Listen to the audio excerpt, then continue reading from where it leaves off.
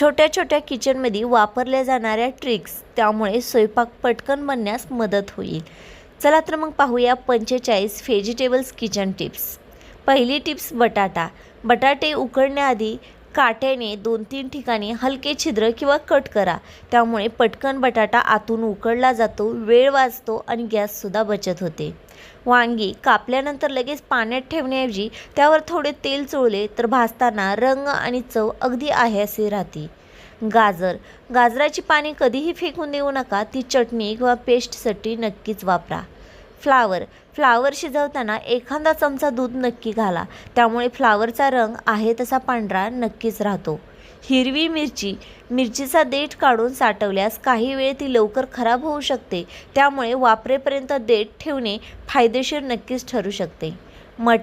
ताजे मटार फ्रीज करण्याआधी 1-2 मिनिटे ब्लॉन्च करून लगेच थंड पाण्यात टाकले तर त्याचा रंग आणि पोत आहे तसा राहतो।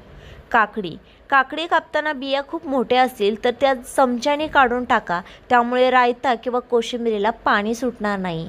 मेथीचे पाने निवडताना जाड देठ वेगळे करून फक्त कोवळी पाने वापरली तर भाजी कडू होत नाही। लसूण ठेचण्याआधी पाकळीवर चाकूचा सपाट हलका भागाने दाब द्या, साल पटकन सहज निघते।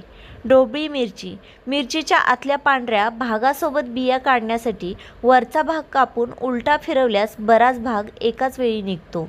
दुधी भोपळा कापल्यानंतर त्याचा तुकडा कडू वाटतो का हे आधी चाखून बघा, कडू लागल्यास वापरू नका। मक्याचे दाणे सुरीने काढताना खाली वाटी ठेवा, म्हणजे दाणे सगळीकडे उडणार नाहीत आणि सहज एका जागी जमा होतील। कोबी चिरल्यानंतर लगेच मीठ न घालता सर्व करताना थोड्या वेळाने मीठ घातला तर तो कुरकुरीत राहतो। रताळे भाजण्याआधी त्यावर छोटा चिरा दिल्यास वाफ बाहेर पडण्यास मदत होते आणि समान रीतीने व्यवस्थित शिजले जाते। लाल भोपळ्याच्या बिया कधीही फेकून देऊ नका, धुवून वाळवून स्नॅक म्हणून वापरू शकता। फरसबीच्या दोन्ही टोक एकाच वेळी कापण्यासाठी काही शेंगा एकत्र ठेवून चाकूच्या साहाय्याने पटकन कट केल्या तर वेळ वाचतो।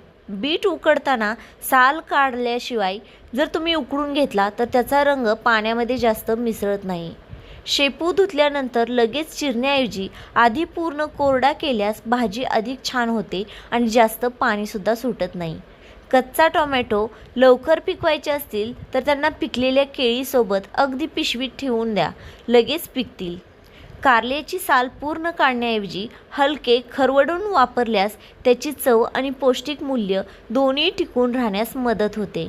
बटाटे कापून लगेच तळायचे असतील तर कापलेले बटाटे थंड पाण्यात थोडा वेळ ठेवून नंतर पूर्ण कोरडे करा आणि फ्राय अधिक कुरकुरीत होऊ शकतात।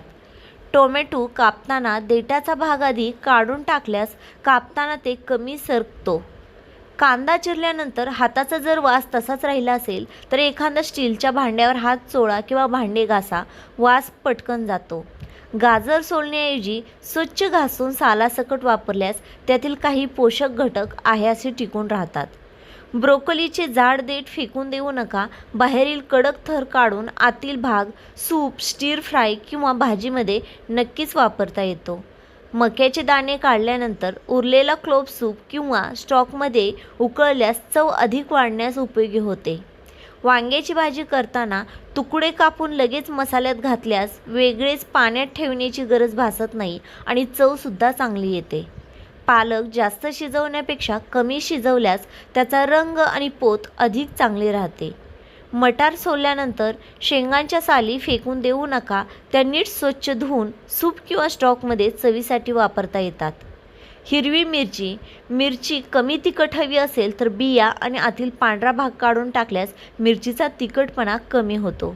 ढोबळी मिरचीचा वरचा भाग फेकण्याऐवजी बारीक चिरून भाजी किंवा स्टफिंगमध्ये वापरला जाऊ शकतो। काकडीची साल चांगली धुतलेली असेल तर ती सोलून फेकण्याऐवजी कोशिंबिरीत ठेवू शकता। कोबीच्या बाहेरचा स्वच्छ हिरवी पाने फेकू नका, ती सूप किंवा स्टफिंगमध्ये वापरली जाऊ शकतात। भोपळ्याचे तुकडे कापताना आधी मोठ्या तुकड्यांमध्ये विभागले तर हाताने चाकू लागल्याचा धोका कमी होतो। लसूण बारीक चिरण्याऐवजी ठेचल्यास त्याचा सुगंध आणि चव अधिक जाणवू शकते। आले सोलण्यासाठी चाकूऐवजी चमच्याची कडा वापरल्यास पातळ साल सहज निघते आणि कमी भाग वाया जातो. कोथिंबिरीची मुळे स्वच्छ धुवून चटणी किंवा मसाल्यात वापरता येतात. ती फेकण्याची अजिबात गरज नाही.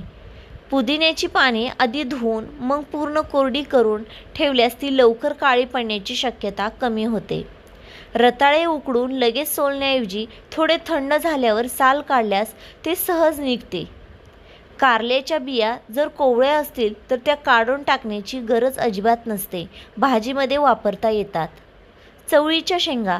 शेंगांचा तंतू काढताना एक टोक तोडून दुसऱ्या टोकाकडे ओढल्यास तंतू एका पट्टीत व्यवस्थित निघतो. लेटूस धुतल्यानंतर पूर्ण कोरडा ठेवला तर तो जास्त कुरकुरीत राहतो. कांद्याची साल. स्वच्छ कांद्याची बाहेरील कोरडी साल स्टॉक बनवताना वापरल्यास त्याचा नैसर्गिक रंग मिळू शकतो. गाजराची पाने. कोवळी गाजराची पाने नीट धुवून चटणीसारख्या पदार्थात वापरता येतात. फक्त ती ताजी आणि स्वच्छ असायला हवी. फ्लावरचे देठ बारीक चिरून पराठा, थालीपीठ किंवा सूपमध्ये वापरले तर भाजीचा उरलेला भागही वाया जाणार नाही. आज मी तुम्हाला इथे उपयुक्त अशा किचन टिप्स सांगितलेल्या आहेत. तुम्हाला या टिप्स कशा वाटल्या कमेंट्सद्वारे नक्की सांगा.